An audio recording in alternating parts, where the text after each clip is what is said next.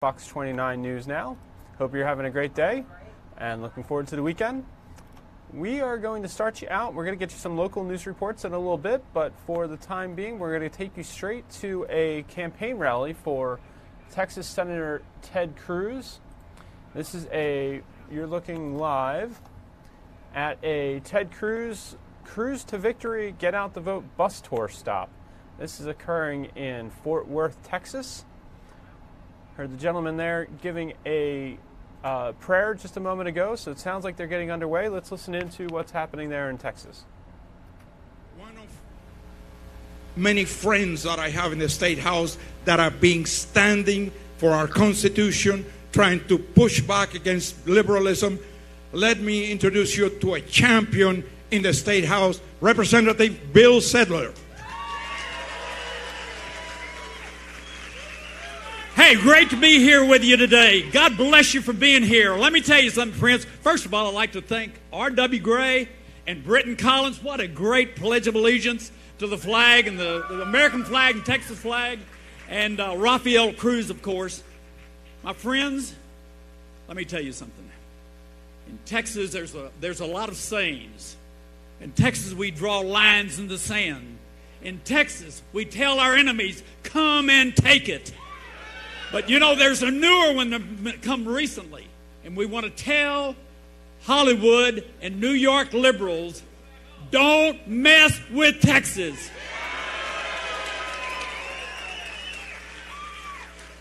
You know, friends, look at what has happened to the economy since Donald Trump became elected.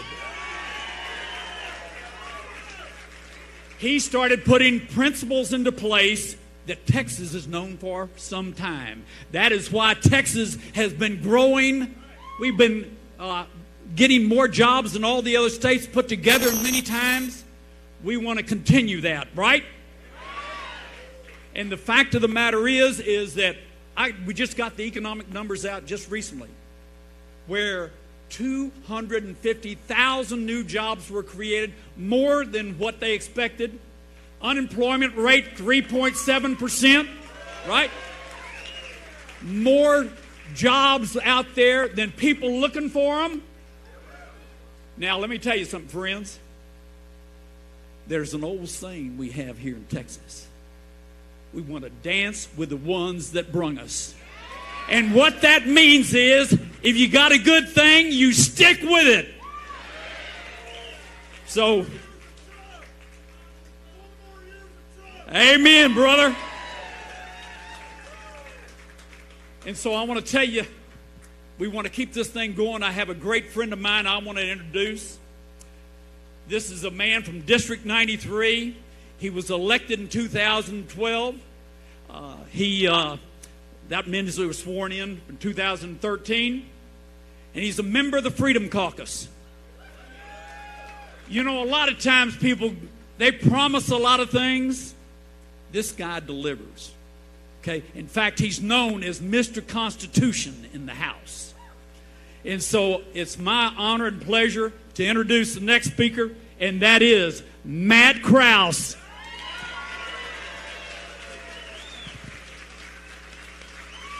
Thank you, Bill Zedler. I love Bill Zedler. I call him for a while, he was kind of the really only solid conservative in Tarrant County up until about 2012. And I feel like at that point he was John the Baptist, like a lone voice crying out in the wilderness. Then in 2012, we elected about 5 solid conservatives from the county. And I said, now you became the Tarrant County Jesus, because now you have a lot of disciples. So I love Bill Zedler. He's awesome. But I do love the Constitution. I was a constitutional attorney. I feel like that is our highest fidelity when we become elected officials. And Ted Cruz, that's what I love about Ted Cruz, right? Everything he does is based off that. He doesn't ask the question, okay, do we have the money for that? Or do I think that will play well back home? Do I think this is good? No, he says, does the Constitution allow us to do that? And that is one question that our elected officials do not ask that enough. And I'll tell you why that's so important. I'm a big history fan too, so real quick, I'll tell you about in the 1600s, the Carolina Territories were drafting their constitution. And so they got John Locke, the famous British philosopher, to come over and help them. And they tried to put in everything in the Constitution that they could figure out to make sure that nobody did anything bad or harmed the societies the way it would go. So it was pretty thick. And while they were doing that, William Penn was over in Pennsylvania trying to figure out if he was going to. And they said, why not? And he said, well, because governments like clocks go from the motion men give them. Governments were instituted for men, not men for governments. If men be good, government cannot be bad. But if men be bad, government will never be good. And our founding fathers understood that you can have the greatest constitution in the world, you can have the greatest governing document in the world, but if you do not have the right men and women in elected office who listen to it, follow it, and obey it, it does you no good. Ted Cruz is a constitutionalist who will stand on the Constitution, govern by the Constitution, and live by the Constitution every day he is in office. And that is such a contrast to his opponent, Beto O'Rourke. There's nothing. You hear him. You know, he's actually a really articulate guy, which I really appreciate, because in the debates that we've had, he's been able to really articulate the values and principles that Texans do not share, right? So we don't have to know, okay, where's he here, where's he there? We know exactly where he is, and he is on the wrong side of issues for Texas on every single thing. I was having some fun. I've got some actually pretty good friends in the state legislature who are Democrats. We get along really well. And so we're going back and forth on Twitter one day on the race. And they said, hey, Beto's in this. He's going to run through the tape. Just watch. And I wrote it back and I said, I have no doubt he's going to run through the tape unless it's police tape. And then if he sees that, he'll probably start running the other way. So that's not the kind of person we want representing us in Washington, D.C. Ted Cruz has been a stalwart for liberty, for freedom, for the last 6 years. We have to have him back for another 6 years. Thank you all for being here today to celebrate and appreciate and work with Ted Cruz.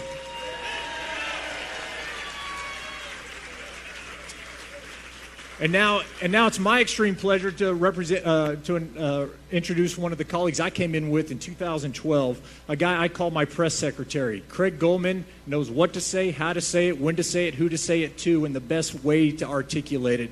He's an incredible asset to the Texas House. I've loved serving with him. I love learning from him. He's an incredible guy. Please welcome our next speaker, House District 97, State Rep Goldman. Thank you, Matt. Matt Krause and Bill Zedler are two of my best friends in the Texas State House. Please, Tarrant County, for those of you who live in their districts, return them to the Texas State House. Well, welcome everybody to House District 97. Yeah, Craig Goldman's shirt. What a great day. How many people have voted already? All right. Look at that. How many people are going today? Don't forget, you have till 7 p.m. to go today. How many are traditionalists and going Tuesday? That's all right. That's a good number, too. Just don't forget. Every vote matters. Your vote matters. Your family members' vote matters. Your friends, your neighbors. Don't stop until 7 p.m. Tuesday. You make sure all your friends, all your family, all your neighbors go vote. None of this matters if we don't go vote, right? So let me tell you how important it is that we return Ted Cruz to the United States Senate. How about this record economy? Is it unbelievable? If Chuck Schumer is the next majority leader and we don't return Ted Cruz to the United States Senate, we lose that record economy. So who would you rather have, Schumer or Cruz? Let's talk about this low unemployment rate. If Schumer's majority leader, who would you rather have, Schumer or Cruz? How about our justices on the United States Supreme Court? Would there be a Justice Gorsuch there if Chuck Schumer was majority leader? No, that's right. So who would you rather have there, Majority Leader Schumer or Ted Cruz? How about Justice Kavanaugh? Would we have a Justice Kavanaugh if Chuck Schumer was Majority Leader? So who would you rather have, Chuck Schumer or Ted Cruz? How about all these record judges, federal judges that the United States Senate has approved in President Trump's first 2 years? Record number of judges appointed across the nation. If Chuck Schumer was majority leader, we wouldn't have those. So who would you rather have, Chuck Schumer or Ted Cruz? And that's why, ladies and gentlemen, those who haven't voted, for those of you who have voted, thank you very much. For those of you who haven't voted, that is why this election is so important. We do not need Chuck Schumer's majority leader of the United States Senate. We need the next speaker, the next United States Senator remaining there. My privilege and honor to introduce the current and continuing Texas State Senator, United States Senator for Texas, Ted Cruz.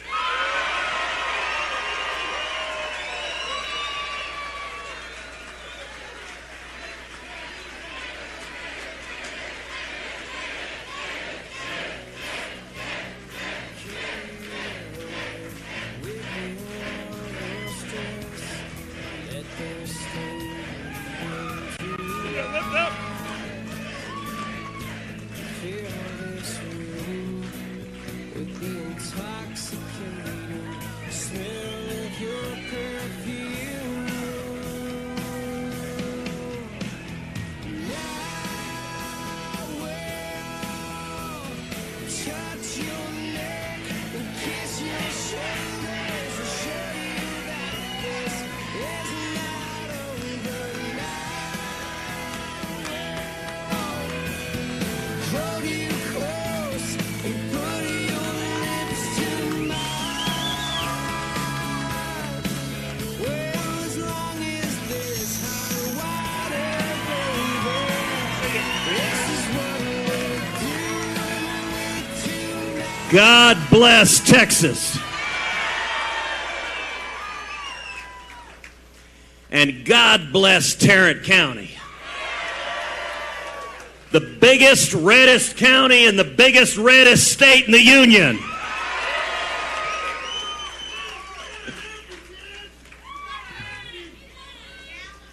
We're going to. Oh, we love Dallas County too, and we need Tarrant County to be side by side with Tarrant County and them both to be bright, bright red. We're living in extraordinary times.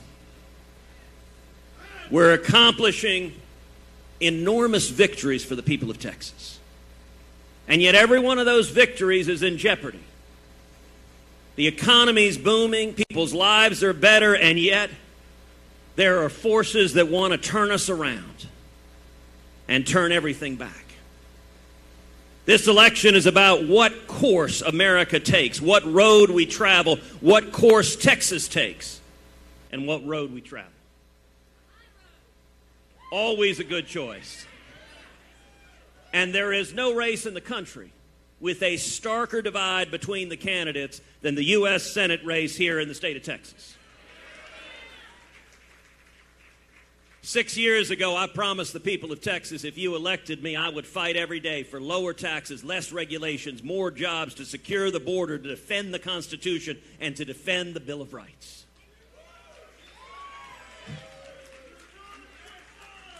And every day since then, I've kept that promise. Beto O'Rourke's record on every issue that matters to Texans is wrong for Texas.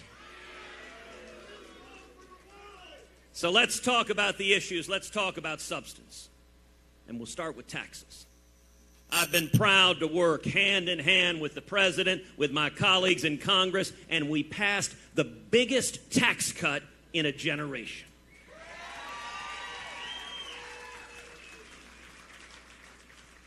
We cut taxes on small businesses. We cut taxes on farmers and ranchers. We doubled the child tax credit from $1,000 per child per year to $2,000 per child per year.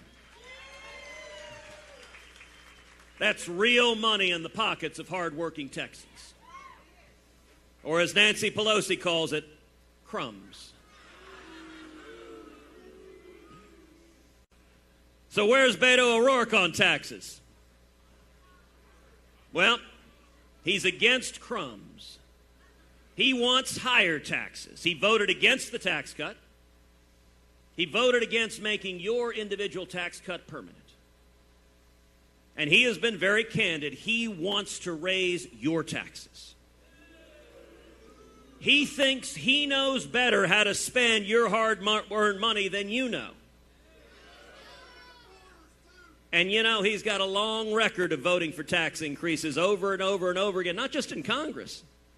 When he was in the El Paso City Council, he voted over and over again for property tax increases. Not only that, he voted for something called a rain tax. I don't even know what that is. But here in Texas, we celebrate when it rains. We don't tax you for it.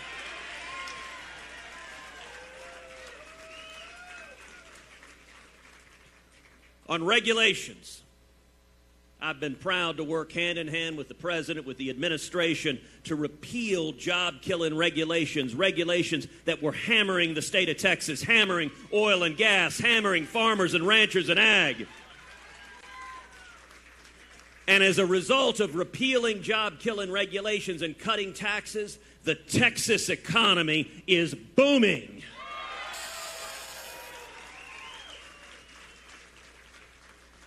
Right now today, the state of Texas is producing 33% more oil than we produced in 2016. Right now today, the United States has become the #1 producer of oil in the world.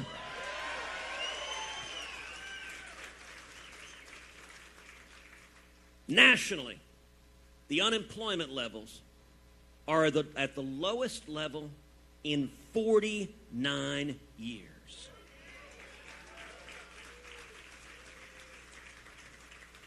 The last time unemployment was this low was December of 1969.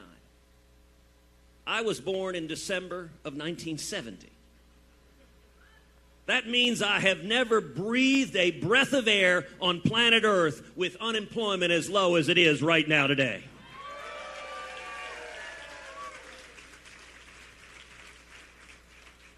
And when you break down the demographics, it's even more compelling. Right now today, African American unemployment is at the lowest rate ever recorded.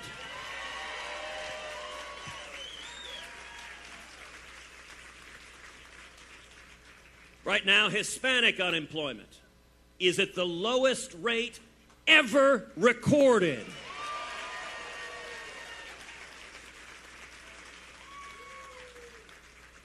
Right now, unemployment for women is at the lowest rate in 70 years.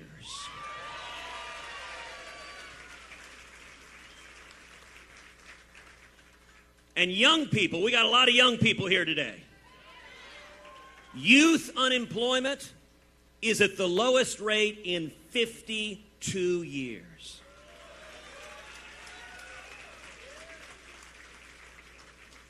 Just today, we got new jobs numbers.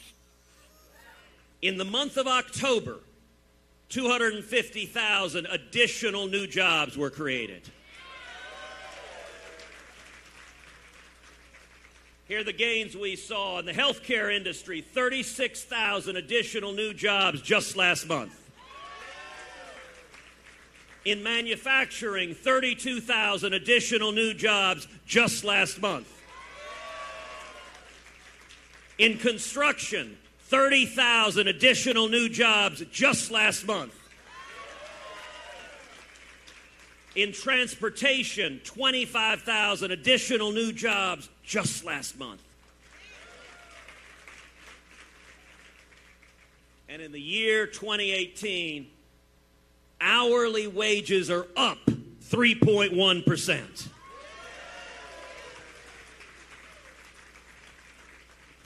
And the state with the greatest increase in family income is the great state of Texas.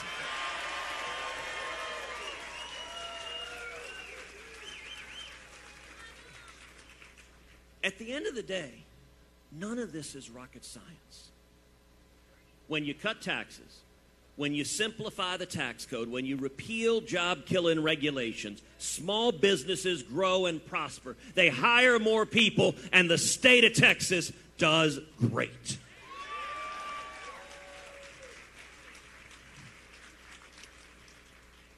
But I will say this, if it ain't rocket science, we're certainly not going to be hiring Washington Democrats at NASA anytime soon. Because they don't seem to be able to understand any of this. Whereas Beto on job-killing regulations, he wants more of them.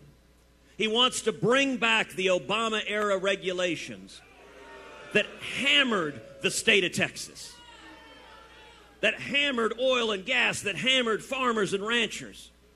Beto O'Rourke voted in favor of a $10 a barrel tax on every barrel of oil produced in the state of Texas.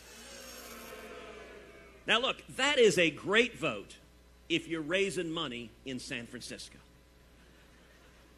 They'll pour you extra Chardonnay for that vote. But that is a terrible vote if you actually care about jobs in the great state of Texas. Because there are millions of jobs across this state that depend directly or indirectly on the energy sector. You've got everyone who works at energy, but then all of them, they go out, they buy cars and trucks, actually just trucks. They buy houses, they go to restaurants, they get health care, they go to doctors, they give to their churches, they give to charities, they give to schools, they pay taxes, which funds our police officers and our firefighters, and they generate hundreds of millions of dollars for our public universities.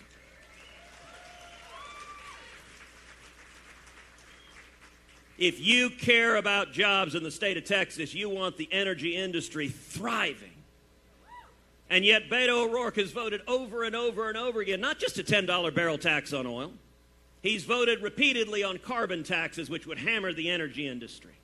He's voted for aggressive federal regulation of fracking, which would shut down the shale revolution that we're seeing right now. He's voted for aggressive federal regulation of the exports of LNG, liquid natural gas. It's almost as if someone asked, okay, what industries produce jobs in Texas? All right, Beto, you're against those. Beto is a leading defender of Obama's Paris Climate Accord, which would have cost thousands of jobs in the state of Texas. I spent 45 minutes on Air Force One with the president making the case directly to him that the Paris climate deal was a bad deal. It was bad for Texas. It was bad for jobs. And the president did the right thing, and he pulled us out of the deal.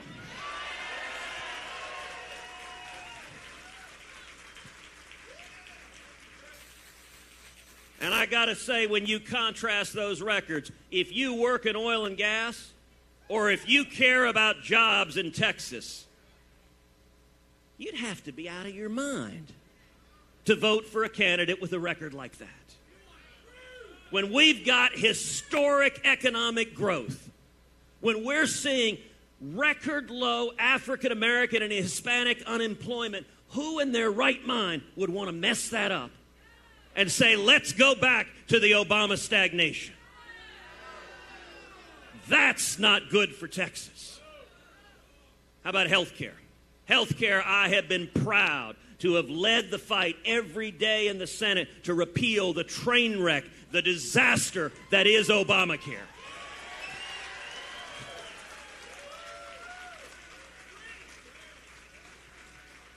Obamacare has hurt millions of Texans.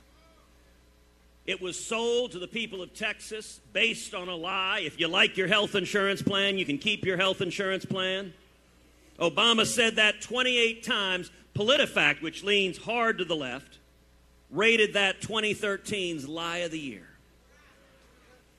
The biggest way Obamacare has hurt Texans is it's caused health insurance premiums to skyrocket. Average families' premiums have gone up over $5,000 a year. I hear every day as I travel the state of Texas, Texans who say, I can't afford health insurance. So in repealing Obamacare, which we need to do, our central focus needs to be lower premiums and make health insurance more affordable.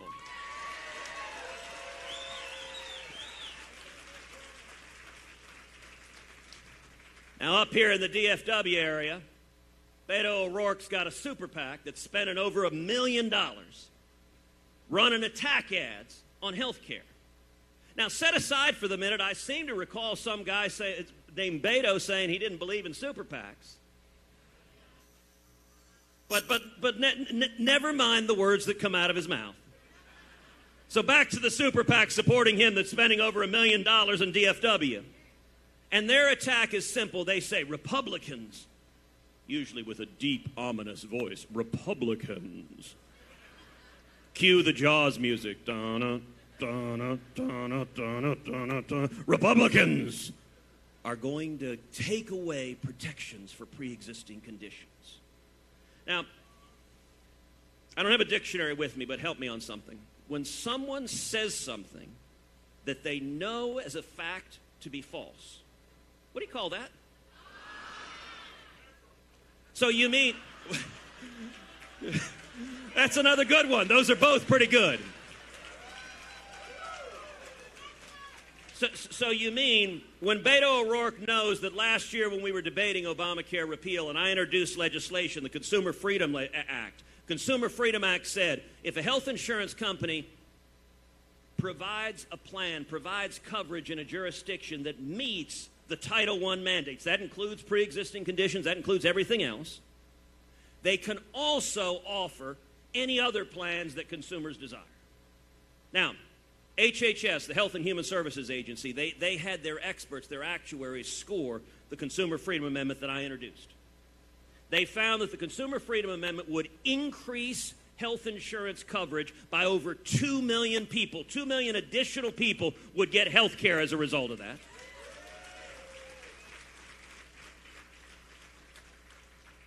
That it would continue to protect pre-existing conditions for everyone with pre-existing conditions.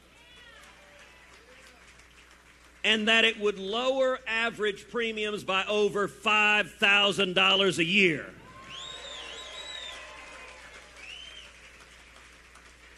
Facts matter, and the actual legislative record of what I've submitted makes very clear what I'm fighting for and what Beto's attack ads are saying.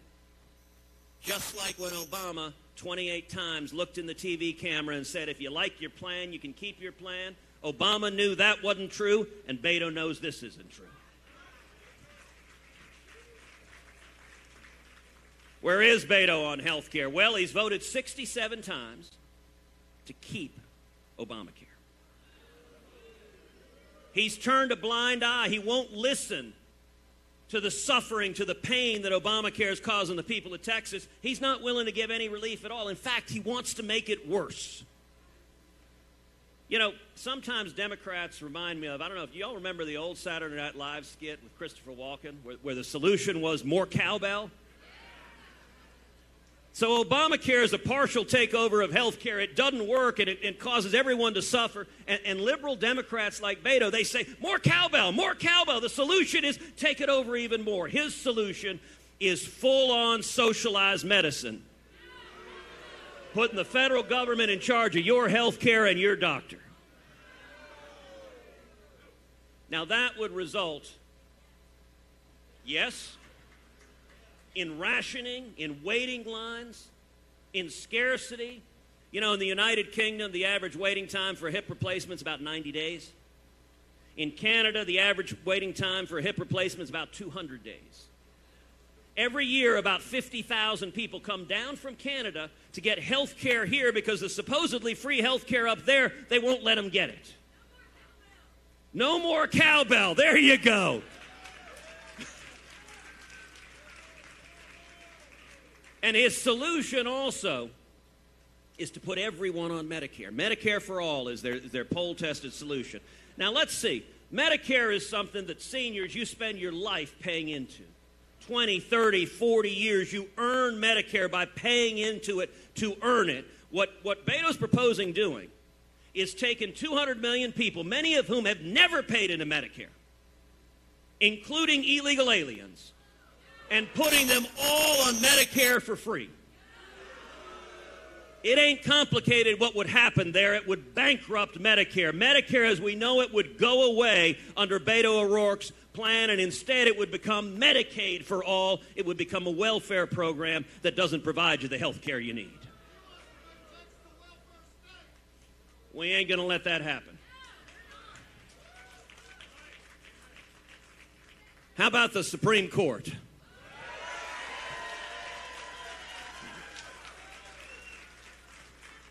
I have been proud to lead the fight to confirm Justice Neil Gorsuch and Justice Brett Kavanaugh.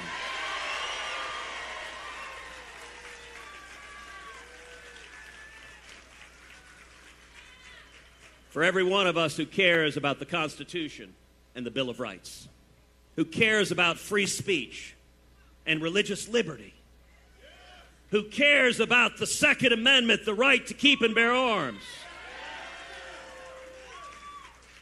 or as Beto calls it, the what? Who cares about the 10th Amendment right for the federal government to leave us the hell alone?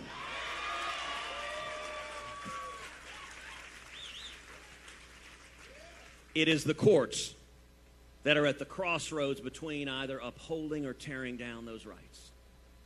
And I got to say, the behavior of Senate Democrats during the Kavanaugh confirmation hearings was one of the saddest and sorriest chapters in the history of the Senate.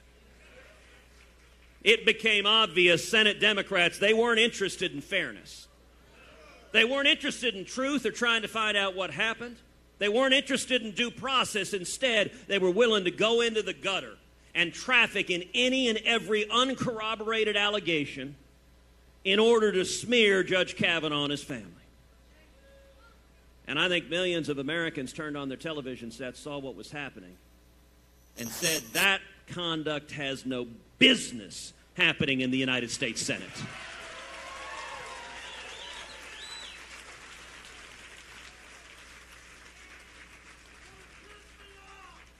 And for the record, I am not Spartacus.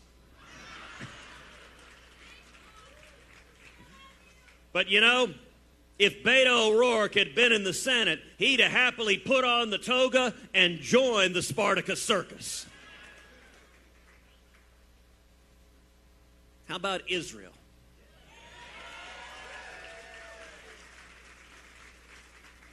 For the last 6 years, I have been proud to be the leading defender of Israel in the United States Senate.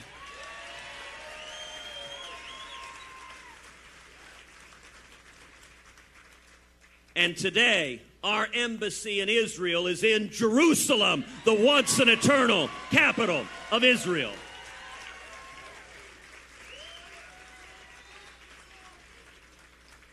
I urged the president to move the embassy to Jerusalem, and President Trump made the bold and courageous decision. And the day the embassy opened, I was there in Jerusalem for the opening of the embassy.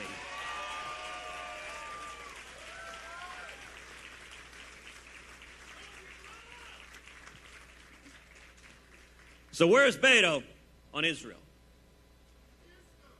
That's pretty much it.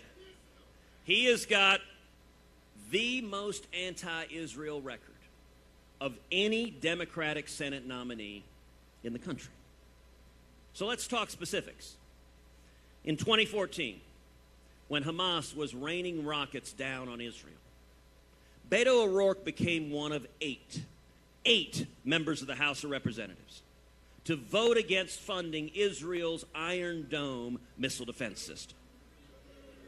The Iron Dome was at that exact moment saving countless men, women, and children from Hamas rockets.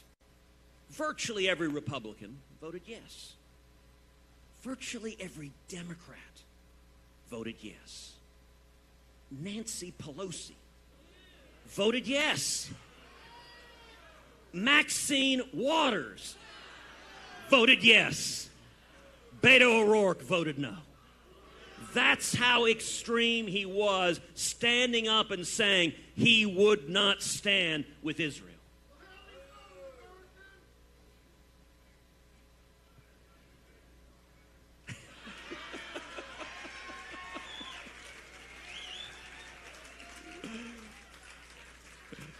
We've got new Hallmark greeting cards being written right here in Fort Worth today.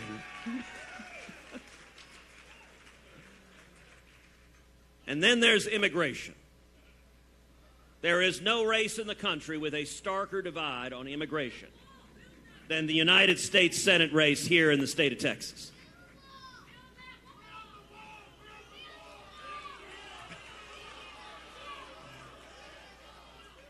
You mean the people of Texas believe in border security? You mean the people of Texas want a wall? You mean the people of Texas want to stop the caravan? Well, I'll tell you what, that's what the people of Texas believe all across this great state. And on my end, I am incredibly proud to have received the formal endorsement of the National Border Patrol Council, the union of the men and women who risk their lives securing the border.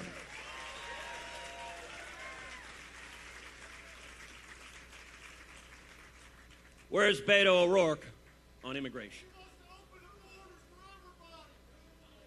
That's pretty much it. It is bad. Not only does he oppose a wall, but he thinks we have too many border fences and walls already, and he wants to tear down the border walls we already got. On top of that, he supports sanctuary cities. He opposes Kate's Law.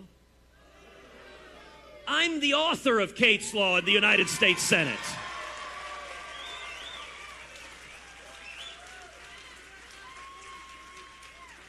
And Beto voted no.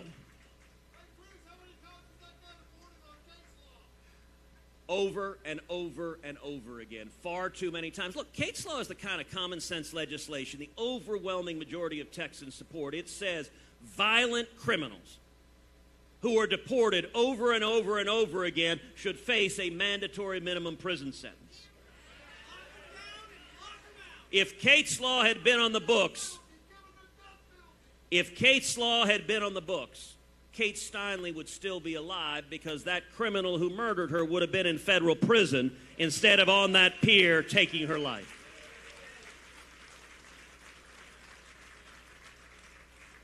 And Beto O'Rourke has said he is, quote, open to, these are his words, open to abolishing ICE. When he got pressed on this, he doubled down. And he said, well, maybe we shouldn't just abolish ICE. Maybe we should abolish the entire Department of Homeland Security. Now listen, that is radical. That is reckless. And it's not Texas. In Texas, we support the men and women of Border Patrol. We support the men and women of ICE. We support the men and women of law enforcement who risk their lives to keep us safe. And we support our military, and we support our veterans.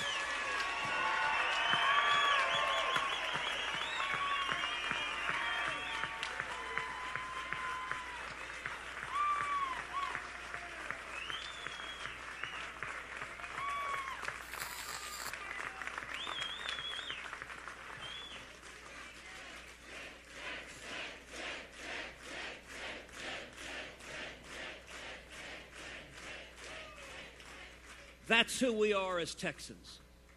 We don't demonize law enforcement. We don't scapegoat law enforcement. We don't attack law enforcement. You want to know the difference between me and Beto O'Rourke in one sentence? He wants to abolish ICE. I want to abolish the IRS.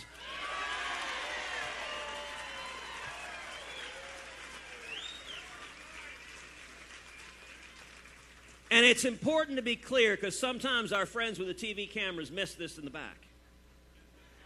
Wanting to secure the border doesn't mean that you're opposed to immigration. There's a right way to come, a legal way to come, where you wait in line, you follow the rules, and you come to America seeking the American dream.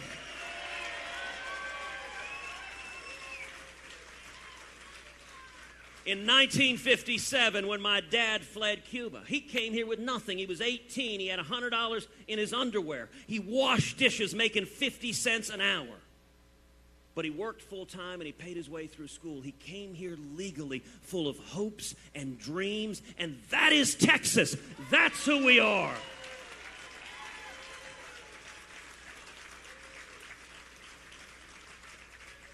You know, there's a joke making the rounds on the internet.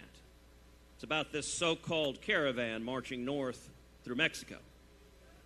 And it's an open letter to the leaders of the caravan. It says, "Dear men and women of the caravan, be advised, we have identified homes that are willing to take you in, that are willing to provide you with free housing and free food and free health care. And don't worry, you don't need to work at all. And each of these homes have helpfully self-identified with a little black and white sign that says Beto."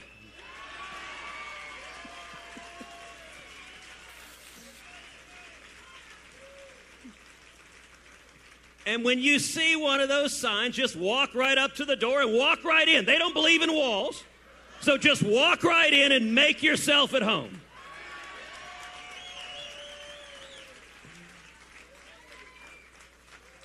By the way, I joked, I don't know, a week or two ago. I said on the Caravan, breaking news, Beto has flown down to Mexico to lead the Caravan. And then I had to tell the reporters, okay, that's what's called a joke. I'm not actually saying it's true. But then I followed up, but what is true is he's gone down to the border with welcome baskets and foot massages.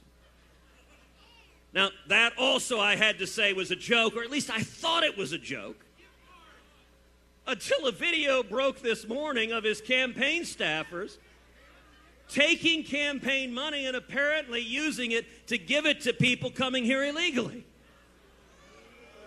So maybe the welcome baskets, the joke was exactly what they were doing. Let me tell you, look, there are radicals on the left who want to tear down our laws. By the way, Beto has not answered the simple question. Should we allow this caravan to cross illegally into the state of Texas? My answer, and the answer of millions of Texans, is absolutely not. And Beto's answer is, hey, have you seen me skateboard? But substance matters. And Beto O'Rourke is the only Senate Democrat in the country to explicitly come out in favor of impeaching President Trump. And he has said he would vote right now, today, to impeach Donald Trump.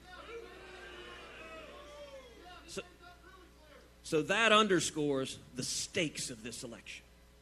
Two fundamental paths for our country and for Texas. The first path, I want to call the Alpha path. The Alpha path, common sense conservatives in Tarrant County and all across Texas and all across the country, we show up in big, big numbers. And we hold the House and we substantially grow our majority in the Senate. And then we come back next year and we continue keeping our promises. We cut taxes even more. We simplify the tax code even more. We repeal even more job-killing regulations. And we see millions more new jobs in the state of Texas. We see wages going up. We see opportunity expanding.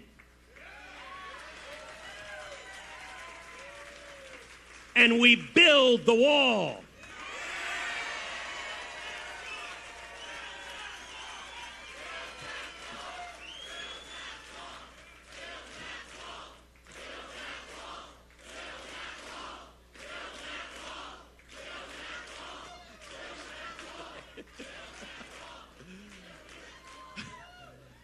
And we confirm even more strong constitutionalist judges to the Supreme Court and to the federal courts.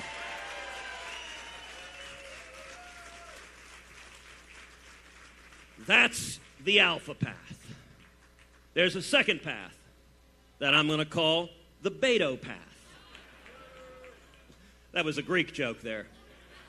Sorry about that. Look, I'm a PK. You tell a Greek joke every now and then. The Beto path begins in January 2019 with Nancy Pelosi being sworn in as Speaker of the House. The day that Pelosi gets the Speaker's gavel, impeachment proceedings begin on President Trump. That same day, Democrats begin impeachment proceedings on Justice Brett Kavanaugh. That same day, they launch a dozen investigations of every federal agency with scores of subpoenas, all designed with one objective: to utterly and completely paralyze the federal government, to destroy the Trump administration, and to stop every bit of the positive progress we've seen the last 2 years, to stop all the reg reform that's producing jobs, to stop our efforts rebuilding the military and defeating our enemies, all of that to be replaced with a partisan bloodbath. It'd be Mad Max at Thunderdome. By the way, in this telling, Beto O'Rourke plays the part of Tina Turner. And my question for you,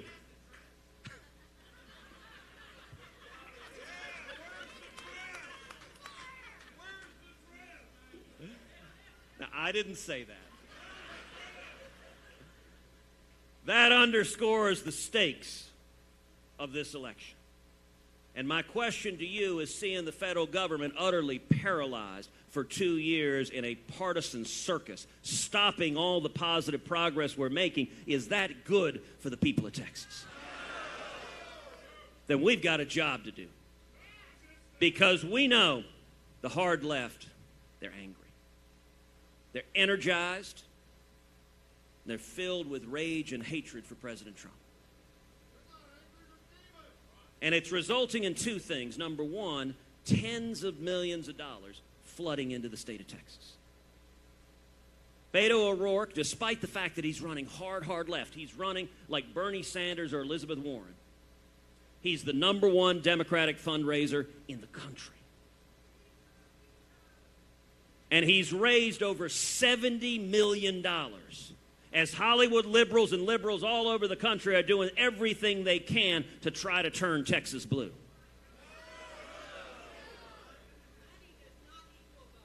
It doesn't, but I'll give you an example of something I read this morning in terms of field staff. Our campaign has paid field staff, I believe it is 18 paid field staff. The O'Rourke campaign has, I think the number was 702 paid field staff. That's what $70 million does, is you hire 702 field staff instead of 18. So I want to ask everyone here to do four, amen, and I'd much rather be with you.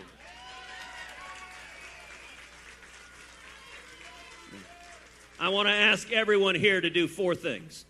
Number one, speak out.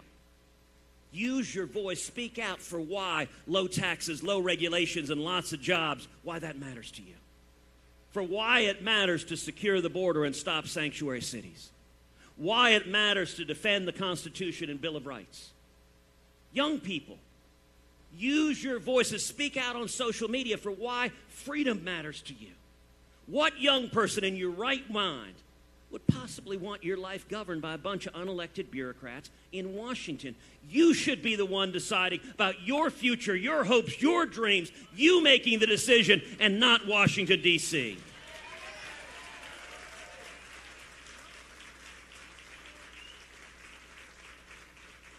Number two, contribute. We are being outraised and outspent 3-1. I want to ask every one of you when you get home today, go to our website, tedcruz.org, tedcruz.org, tedcruz.org, tedcruz.org, and make a contribution. Some of y'all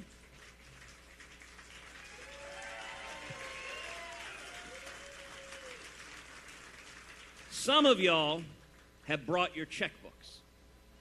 Now, for you young people, when you get home, you can Google to see what a checkbook is. For those of y'all who brought your checkbooks, we have campaign staff that can take a check. All right, we got one there. We got one there. We got one there. We've got several in the back there. We've got one there. But by the way, we did this in East Texas a couple of weeks ago. 3 guys at the back of the bar, they raised their hand. I'll take a check.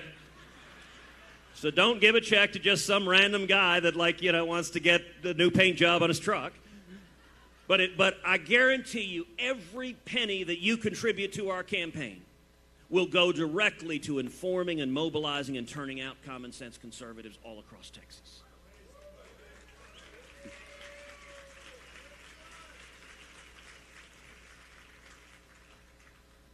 Number 3, vote.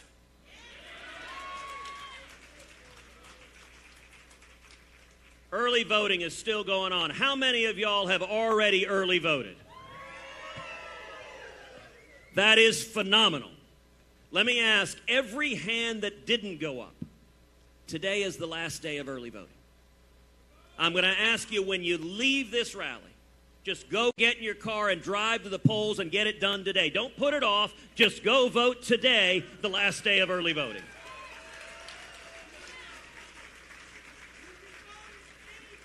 You can vote at any polling place in Fort Worth. You can vote, and then Election Day is Tuesday. So you can either vote today or you can vote Tuesday. I say get it done today, because the fourth thing I want to ask you to do is, between now and Tuesday, I want you to do everything you can to get your friends, your family, your neighbors, your loved ones, get others to come out and vote as well.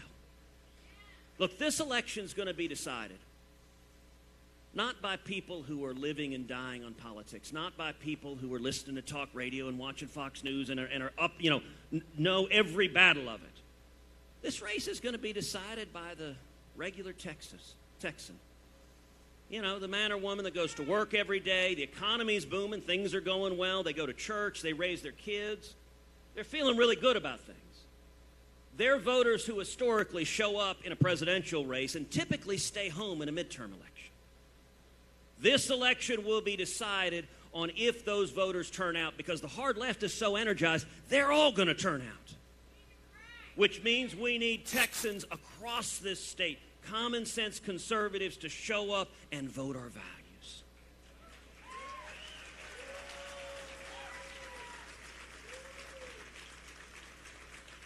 I'm going to close with 2 words of encouragement.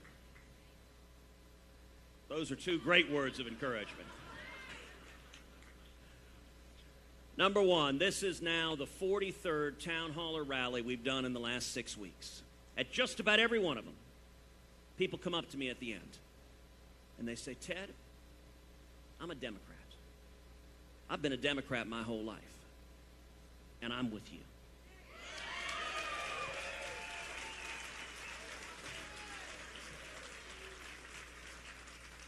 And let me tell you why. For a long, long time, Texas has had millions of conservative Democrats, millions of moderate Democrats.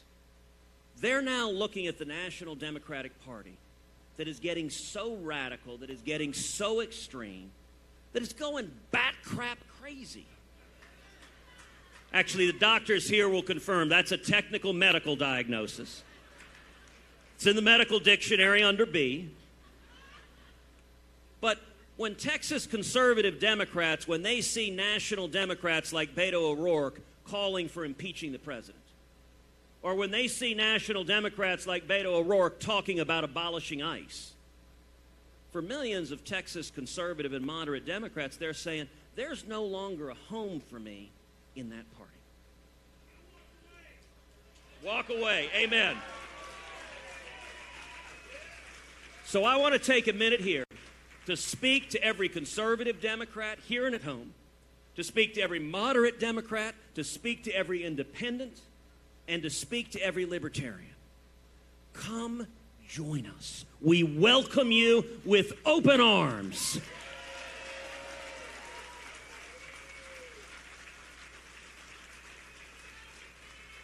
If you believe in low taxes, low regulations, and lots of jobs, if you want to defend the Constitution and Bill of Rights, then come join a common sense supermajority across the state of Texas.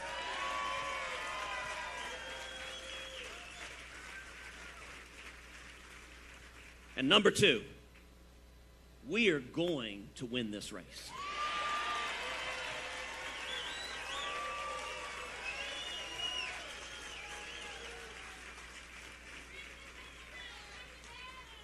And let me tell you how I know.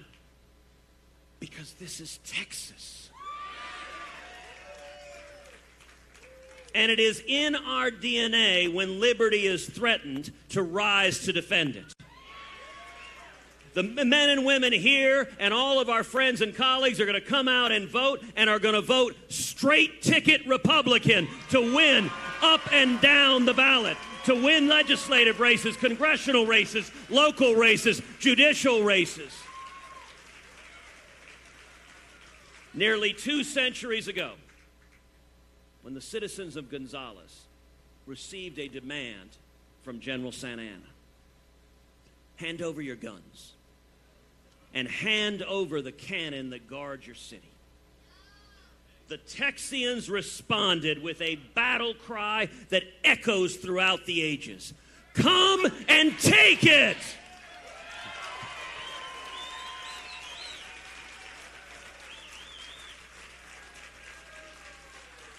That is Texas. That is who we are. When liberty is threatened, Texas rises to defend it. We rise to defend the Constitution, and we rise to defend the United States of America. Thank you, and God bless you.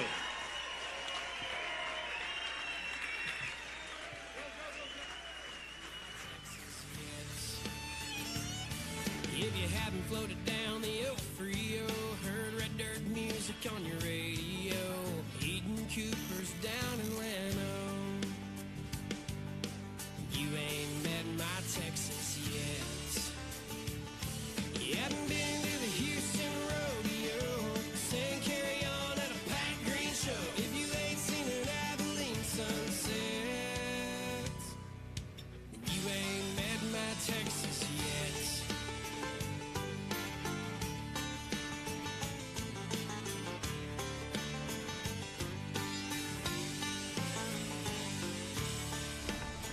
Hello again, everyone. Paul Ripple here with Fox 29 News Now.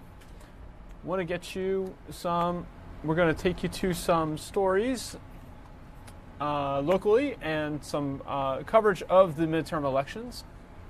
Just checking my sound there. This morning we had Fox's Doug Luzader providing a look at the midterm elections from a national standpoint. Democrats and Republicans are preparing to enter the final weekend before next week's midterm elections. Rallies are reaching a fever pitch as both sides prepare for what could be historic turnout. Here's Doug Luzader's report with more from Washington. We'll be doing Tuesday evening about, well, early in the evening. Normally in the midterm, I always like to get a box of popcorn and watch the election returns. Yeah. In a presidential year, maybe not so much in the midterms. I've got my box ready to go. I think a lot of people feel that way about this year. Yep. Hey, Doug Luzader, here we are, the Friday before the big Tuesday. I think you're going to need a big old tub of popcorn for this one. May go late. We'll see. You know, we're hearing closing arguments now, essentially, and for the president anyway, it all centers around immigration.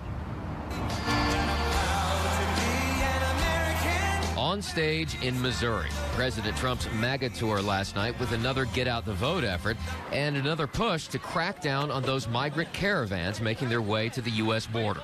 These are tough people, and we're not letting them into our country. They're not coming in illegally. That as some of the first troops that the president is sending south to help fortify the border have begun to arrive. The president is promising an executive order next week to make it more difficult to claim asylum, and some migrants are already planning to sue him. This is the issue that the White House thinks will help save Republican control of Congress. They think this is a political gift, and they want to put as much attention on it as possible. They want as much media attention on it as possible, and the president in this last week is making this the centerpiece of his argument. The Democrats are counting on health care concerns playing big on Tuesday, and they're also relying on some big names to help get out the vote, from former Vice President Joe Biden to Oprah. You all are on the precipice, on the very precipice of a historical election. But it is history that could be the final arbiter in terms of which party ends up controlling the U.S. House. There have been 39 midterms since the Civil War. The president's party has lost ground in the House in 36 of them. The average seat loss is 33 seats. Average seat loss, 33 seats in a midterm. The Democrats need just 23 seats to take control of the House. So it's definitely within their grasp here. We'll see what happens on Tuesday. Yeah. Mike and Alex. Really interesting races in Florida, Tennessee, Georgia, Texas. Yeah. Some very big Missouri, yep. Goes Missouri, on. yeah, Missouri. I saw the latest polls out of Missouri. That's real tight. All right, Doug, we'll see you Monday. Thanks, Doug. Coming up on... That was Fox's Doug Luzader reporting from Washington, D.C. I'm watching an event. I believe this may have just ended, but we'll show you a live shot here. Just saw Senator Elizabeth Warren speaking. I believe this is in Wisconsin, where she was campaigning for Tammy Baldwin, Madison, Wisconsin. This was a Get Out the Vote event.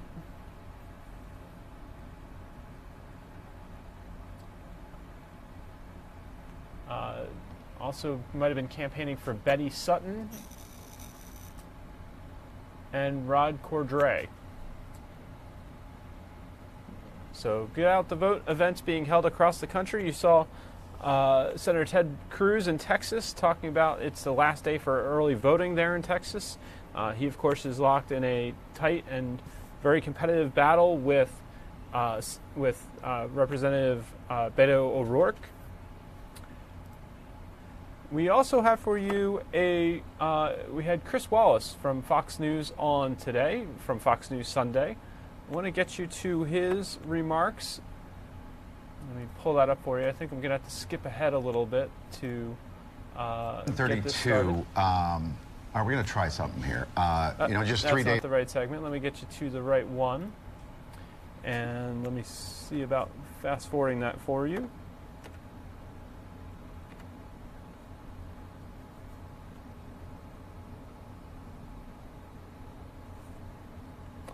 Give you a look at radar for a second while I get this working. I am in New York. That is the fascinating, I got to say, really pretty cool Fox newsroom behind me. Yeah, it is cool.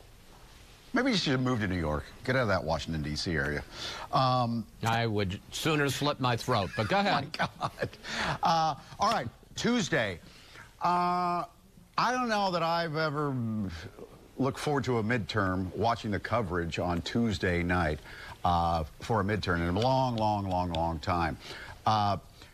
Now, the president is talking immigration, fire up his base. Maybe sending 15,000 troops down to the border of the United States and Mexico, even though this caravan probably won't be to our border in maybe a couple of weeks.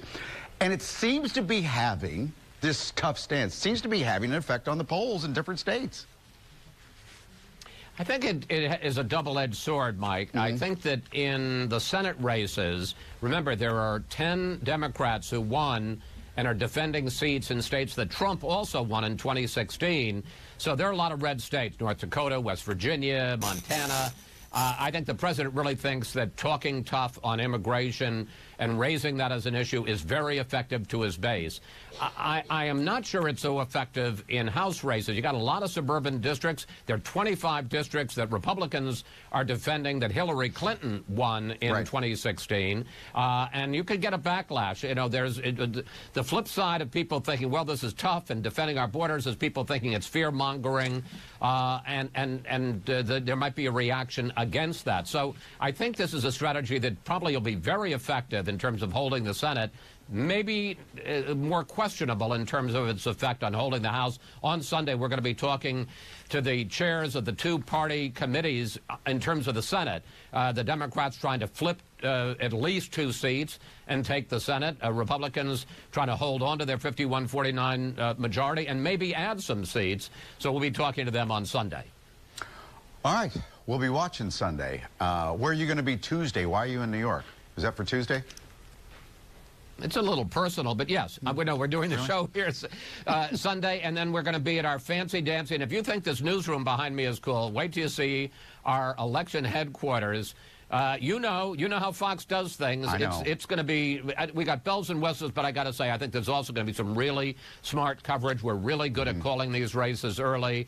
And it's tough. It's not like a presidential race. This is, you got 35 Senate seats. You got 435 House seats. So it's going to be right through the evening before we know who's going to control the Senate and especially who is going to control the House. That studio on 6th Avenue, or 48th Street, is phenomenal. By the way, where are you staying? What's your hotel and what room are you in? What room am I in? I will tell you this. I like tea for breakfast. Let me also just quickly say we're going to have a top administration official. The administration is going to impose tough new sanctions on Iran on Monday, the day before the election. Can't say the name of this person. I don't know why, but they say I can't. But we're going to be talking about that in Saudi Arabia and the war in Yemen and all of that as well. But the real focus, the election. Okay. I'll see you Sunday. Thank you, Chris. Now, we got another challenge. Thank you. It's called... That was Fox News Sunday's Chris Wallace talking a little bit about the show that's coming up and the midterm elections. We've had a lot of coverage of the midterms here for you. Let's get you a look at your weather right now. Here comes Ultimate Doppler radar. You see some rain moving through the western and northern suburbs of Philadelphia. We're expecting a warm day. Well, it's warm out there already. However, there's going to be some showers around and even a gusty thunderstorm possible, mainly this afternoon. Areas of heavy rain are expected tonight, followed by strong winds on Sunday. That's according to the National Weather Service, and you see it starting to play out there on the radar.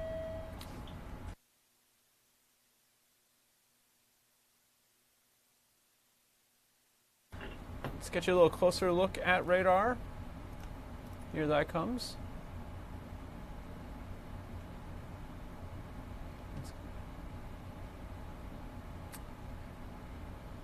Here are your current temperatures. We're at 71 in Philadelphia. It's quite warm outside. 66 down in Wildwood, but a lot of 70s across the board. Up where it's raining already in Lancaster, Reading, Allentown, down in the 60s and 57 in Mount Pocono. You can see the green to yellow gradient there, kind of helping you see where the lines are. Your northeast U.S. temperatures, you can see 40s up in Maine, up along the Canadian border, back into Ohio. Some of that's going to be coming our way. It's going to be cooling down a bit. National temperatures, 85 down in Miami still, 79 in Tampa.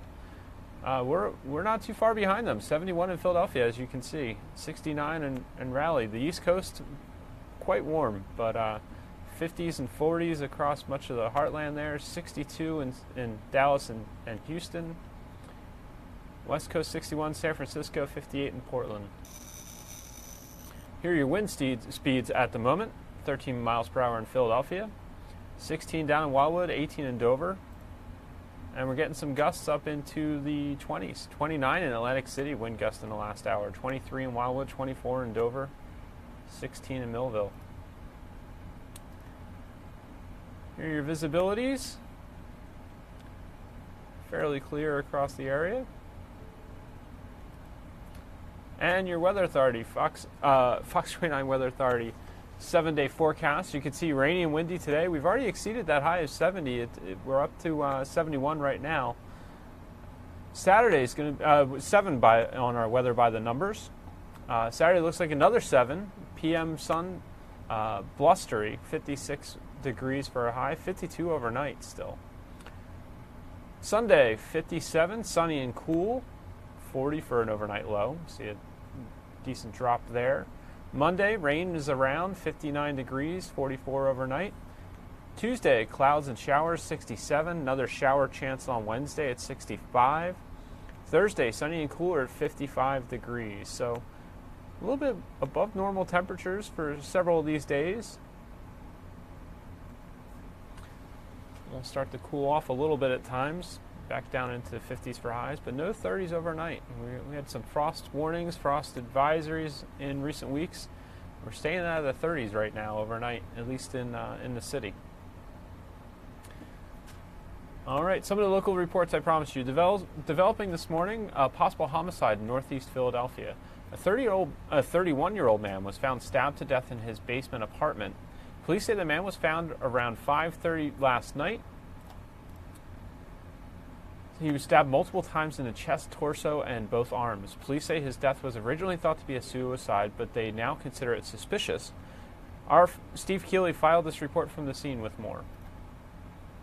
This 31-year-old victim was stabbed multiple times in his chest, also in his torso, and he was also stabbed in both of his arms. This happened just 2 blocks off Roosevelt Boulevard, just behind the Target and Chickies and Pete's along the boulevard, and just doors off Tomlinson Road, where Clark Street dead ends, in the last apartment building on the right, and in the little basement one-room studio apartment with a kitchenette and bathroom. That's where the 31-year-old man renting was found on the bathroom floor, in a pool of blood. No sign of a break-in, no ransacking. His apartment door left unlocked. There's a new surveillance system on the building. It has a camera both on the front and on the side, pointing right at the door to the apartment building. Homicide detectives now, with the landlord's help, going through all the video from when the man was last seen alive by neighbors on Halloween to 5:30 last night, the day after, when he was found dead. The 31-year-old victim lived in that basement apartment. He was seen yesterday evening, and then when the landlord and a friend went to check on him, because they didn't hear from him all day, and they normally walk the dog, when they went inside the property, that's when they found his body laying on the bathroom floor. Now, at this time, it doesn't appear that the apartment had been ransacked. It also didn't appear that there was any type of forced entry or damage to the door. However, the landlord who discovered the body said the door was unlocked. Despite hearing at first that the man had just quit his construction job, so thinking maybe he was depressed, the medical examiner then got on the scene and gave a preliminary thought that it was very suspicious to detectives because the stab wounds were so deep, described as to the bone to police, on his arms, chest, and one under his armpit, a spot not a place normally for self-inflicted wounds, the medical examiner said. Plus the fact there was no suicide note left. Detectives now will soon get a medical examiner ruling after an autopsy to go on and see if they can identify anyone who doesn't live here leaving here on the surveillance after that man was last seen alive. In Northeast Philly, Steve Keeley, Fox 29 News. Back to you. That was our Steve Keeley with that report. Let's get you to another. Jenny Joyce this morning was following this story. A driver for Uber is accused of sexually assaulting a woman he was supposed to be getting safely home. The driver picked up his passenger from the Valley Forge Casino. Police say he attacked her while she was unconscious. Jenny's report from King of Prussia is right here. Let's get you to that right now. So police tell us that the alleged rape happened last February. So these charges are being filed 8 months after the fact. Why the lag? That's unclear. But state police tell us that they did bring charges against 26-year-old Ahmed El Ghaffari for this rape that, again, occurred February 10th. According to state police, a woman was trying to leave Valley Forge Casino. It was 2 a.m. She just wanted to go home. Well, El Ghaffari is now accused of taking her to a different home in Chester County where he raped this unconscious woman. Again, that's according to police. We talked to a number of people in the King of Prussia area. Some people tell us that they ride with Uber all of the time, have never experienced any issues, but of course it's always on their mind. It's always a concern. You don't know. You don't know who's driving that car. They need to do a lot more to clear these people. It can happen to anybody. And that I think nowadays people know, especially women, not to go by themselves in an Uber. El Ghaffari remains locked up in Chester County Prison, unable to post $75,000 bail. We also reached out to Uber for a comment. They have not gotten back to us. One concerning detail, yesterday our Chris O'Connell was up in Lansdale trying to find people who maybe knew El Ghaffari. He talked to some of his neighbors who say that this 26-year-old man was still driving for Uber up until recently. And this alleged assault happened last February, because the charges are only being filed now. Back to you.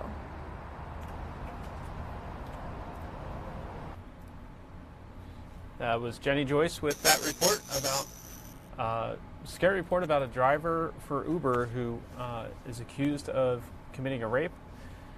We had this story for you yesterday on Fox 29 News Now. Fake gun caused a real panic at a local high school. When you look at the gun, it's plastic, but it looks as real as anything we've ever seen.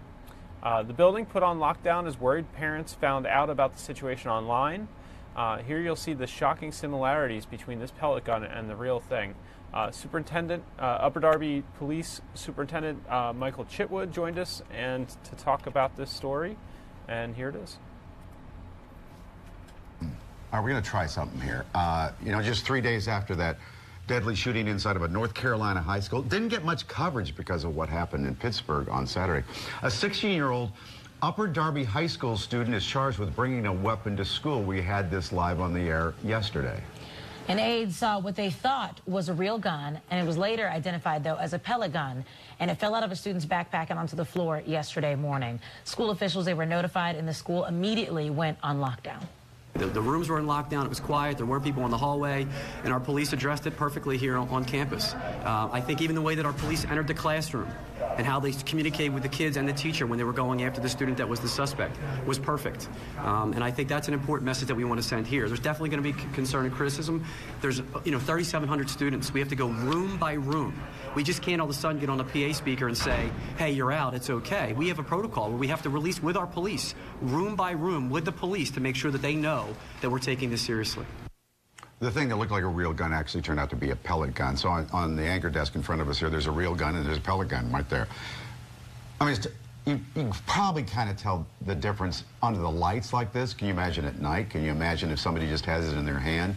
Or if they're moving it quickly so you can't tell? Yeah. Yeah. So, man, you saw there in the press conference, Upper Darby Police Superintendent Mike Chitwood is here. Good to see you, Superintendent. Morning. Good morning. Well, first of all, before we reveal which one is which, we saw yesterday, this was all playing out live on our air yesterday, we saw a lot of parents kind of up close and personal with you. They seemed very agitated. What were they saying to you? The parents basically felt two things. They wanted their children now. And out of school. They wanted them out of school. They wanted to make sure. My role was to make sure, A, that we took care of the threat, which I told them we did, and all their children were safe, which I told them. And then the second thing, they were very offended that they claimed the school didn't make the notification. They had to learn it through social media that there was a lockdown and there was a possible gun in the school. So how do schools typically, how do they normally act? They normally act the way they did. Apparently, according to the school officials, they did a robocall to all the students, parents. Police that's what they claim. The parents tweet. claim they didn't. But the police's role is to go in and make sure that they take out the threat and then make sure everybody's safe, and they were. We're showing the tweets, because that's what we were using yesterday. When we heard about the breaking news, we were trying to get information, and they were updating pretty much every 15 minutes. And this is from your police department right there. And then well, that's from the school district. Oh. The ones we're showing right now. Okay, up on the top it says Upper Darby PD to me. But oh, there's two. There's two different ones, the school district as well as the police department. So what do the parents want instead of that? I mean, that's very 2018. You know, I mean, the parents are under a tremendous amount of stress and they're concerned for the safety of their children. I get it, but we're trained to follow a protocol, and it's going to stay the protocol to make sure everybody's safe. Because if we had to release those kids, it would have been pandemonium in that school. Hey, what was really happening? It was a pellet gun. It turned out later on, we didn't know. We get the school locked down, we get notified, we go in and we do our thing. And all the schools were in, I mean, all the rooms were in lockdown. And I got to tell you, they did a great job. Well, let's start then from the beginning, because when we were telling the story, it sounded like an aide saw a student, it fell out of their backpack, and that's when they notified police. So at what point then, when you guys came in and the classrooms went on lockdown, were you able to find out that, hey, this is actually a pellet gun? They have video in the schools, and we were able to determine who the perpetrator was. And we determined what room he was in the lockdown, and we went to that room, and sure enough, he was in the room, and in the crotch of his pants, we found the so at no point, even though, because the students were aware that the school was on lockdown, correct? Correct. They were part of lockdown. The student never said, hey, I mean, I have a pellet gun. Like, No. They never volunteered that. They never said anything. Never volunteered anything. Did he say why he brought a pellet gun to school? He claims that he was in fixing it, was going to fix it for his cousin. It was his cousin's gun, and he was going to fix it. Is it legal to have a pellet gun? No. No, it's not. No, it's not legal to have a pellet gun. There's ordinances in Upper Darby that prohibit that, but in a school, you're carrying a weapon on the school property, and pellet guns classified as a weapon. These pellet guns are being used more and more by younger gangsters to hold up stores and hold up people, thinking, oh, it's not a real gun. Can't tell the You get blown away. So this is the pellet gun here. It's really much lighter, but you'd never know that unless you picked it up. And then here's the real gun. What is that? What kind of gun is it? 9mm. Why? Especially in the dark. And so what do we do about it? Why, maybe Are manufacturers or companies, are they required at all to have some kind of, you know, like with toy guns, they have the orange tip or something? You know what? What these kids are doing is they don't show the orange tip. They don't show nothing. So again, I'm against the fact that they can make these look so real and so authentic. And these kids are putting themselves in harm's way. So how do you train your police officers then when they're in a situation like this and it's tense, and to be able to tell quickly, hey, okay, that's just a pellet gun? If somebody pulls a gun and it looks like a gun, it's going to be a problem. And unfortunately and tragically, it could turn out to be somebody's death. Especially, well, yeah, my God. Okay. Well, thank goodness, at least for this situation with Upper Darby, the high school, that it turned out to be a safe ending. Yeah. and that's the real. I mean, it's so much heavier. It's three times as heavy. But again, when you look at it, I don't know. It's hard to tell. Again, you may have already said that. What's the solution to this? I mean, do we need to make a law that says... The manufacturers should be held accountable for producing these types of firearms that look so real and so authentic that it could lead to the death, and it probably has led to the death. You know it has. Various people throughout the country. So years ago, kid had a pellet gun. He's ended up dead. Yeah. Good to see you. Thank you. Thank you. All right. Going to take a break. Again, that was Upper Darby Police Superintendent Michael Chitwood on the set of Good Day Philadelphia this morning, talking about the situation they had unfold at Upper Darby High School yesterday, Thursday. Let's take a quick look at the stock market. Right now, stocks are down 169, 170 points, about 2/3 of a percentage point at the moment. Dow Jones Industrial at 25,209 points at the moment. This after a positive jobs report, 250,000 jobs added in October. Unemployment remains, I believe I saw the figure at 3.7%, so good figures there. Some of the big business news this morning: ExxonMobil profit tops estimates, but production falls. Another one that has political implication, or is political, oil prices pulled down by surging output, but Iran sanctions loom. The United States is talking about reimposing all of the sanctions it had in effect before the Iranian nuclear deal. Those would be restored as of Monday.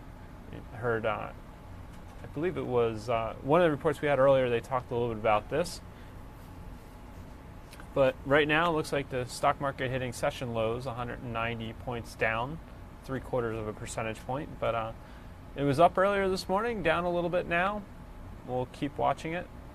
We always have the latest news on Fox 29 News at 5, 6, 10, and 11 at night. And let's get you one more story. This was another one from Good Day Philadelphia this morning.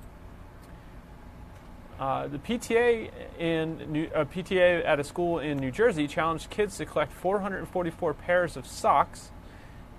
Sounds like they had some success there. This was at Robert B. Jaggard Elementary in Marlton, New Jersey, and our Jennifer Frederick was there this morning. Let's take you there right now. Show you that report from this morning. You know, some teachers in South Jersey had a special challenge for their students. Yes, so students at this elementary school in Marlton, they're participating in Socktober. They were asked to donate 444 pairs of socks, one pair for each student. But the kids didn't stop when they reached their goal. They kept going, and they gathered over 1,000 socks. Most of these socks came from Bob Kelly's home. I'm kidding. There's Jen Fred. She's in Marlton. So what school is this, Jen? It's Jaggard Elementary. Good morning, ladies. Good morning. Okay, and here's the best part. The kids right now don't know that we are here, right? So you emailed me. You are the PTA president. And there's this guy on YouTube. His name is Kid President. People might know him. And he put out this challenge. He wanted kids to donate socks. Yes, so he challenged the kids to donate socks for homeless. He explained to the kids how many homeless people there are. And so we challenged our kids to donate 444 pairs of socks. And because there's that many. Right, there's that many students in the building. So we thought one pair for each student in the building, and we blew that number out of the water. I love it. All right, so you have a place right here in your community where these socks are going to go. That is correct. Beth Ann arranged for them to go to Extended Hand Ministry, which is in Mount Holly, and Beth Ann explained to me the gentleman almost cried when she told him how many pairs of socks we had. He said it's really going to make a difference in their community and in our community. Yeah, I mean, it's unseasonably warm, but when it gets cold, they're going to need these socks. You're a 5th grade teacher. I'm a 5th grade teacher. Were they like so excited to do? Some things are like, we got it. But this, it sounds like they really got excited. They really got excited because socks are socks, and kids love socks. And we had a big basket outside in the hallway, so they would love to come down and throw their socks into the basket. Yeah. And they would come in and say, "Look what I have in my backpack." Aww. You know, and then we'd bring out their socks. And all the teachers made a big deal over every child that brought in socks, which obviously every child did. And it really has been a team effort. You know, to do this project. Okay, so here's what we're going to do. We're going to have a little pep rally, and we're going to surprise them. Are we going to let them do the sock hop? We are going to let them. Okay, they're gonna. They probably don't even know what a sock hop is. You're gonna explain it. You're a teacher. You'd probably be good at that. Okay, thank you. But we're gonna let them go a little crazy because we want to celebrate them, and this is amazing. And thank you. Love you guys. Okay, but if any other kid comes walking down this hallway and they blow the surprise, or that teacher, what the? Never mind, people. Never mind. Has nothing to do with you. Nothing. Look, she's back. Look, Mike, she's back. Nothing to do with you. Never mind. Never mind. You better not tell anyone we're here. Top secret. It is on the news. And if you would have been in your classroom, you wouldn't have been on the news.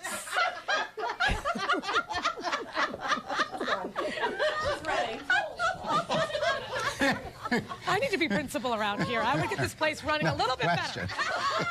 The laughter. Oh, my gosh. Wherever Jen goes, people are laughing. That is great.